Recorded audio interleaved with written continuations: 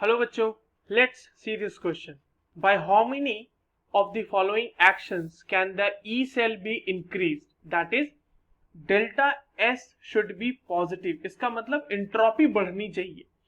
For the cell reaction A plus aqueous, Cl minus Cl2 gas and platinum.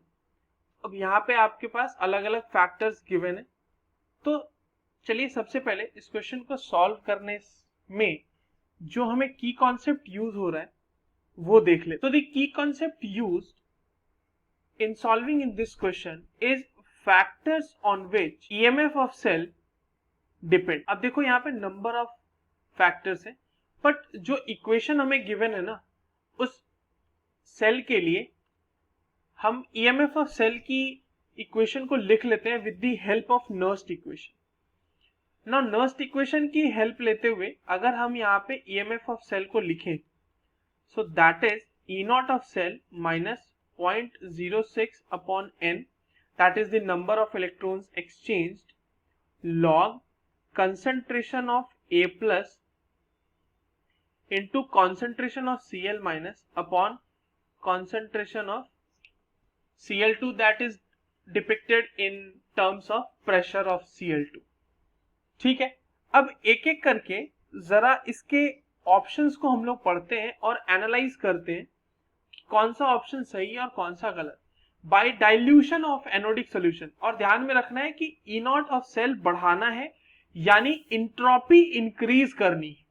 अब देखो इस पूरे question का जो कैच पॉइंट है ना, वो इंट्रोपी इंक्रीज करने वाली बात है.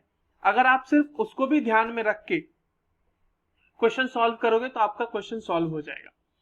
ऑप्शन ए कह रहा है by dilution of anodic solution. बिल्कुल सही बात है, एनोडिक सॉल्यूशन को अगर आप डाइल्यूट करोगे तो एंट्रोपी बढ़ेगी. By dilution of cathodic solution, that is also again going to increase the entropy of the solution. और दूसरा ई सेल में आप देखो वो डायरेक्टली प्रोपोर्शनल है ना.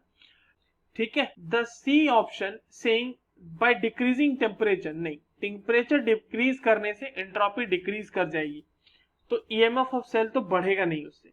डी कह रहा है by increasing pressure of Cl2 in the cathodic compartment. इसको आप इस वैल्यू, ये जो मैथमेटिकल इक्वेशन हमने यहाँ लिख रखा है, इसमें आप जरा पुट करके देखें, आपको समझ में आएगा कि ओवरऑल अगर हम PCl2 की वैल्यू इंक्रीज करते हैं तो ईएमएफ ऑफ सेल हमारा इंक्रीज तो करेगा. Now option E is saying by increasing the mass of anode, इसका कोई इफेक्ट नहीं होगा.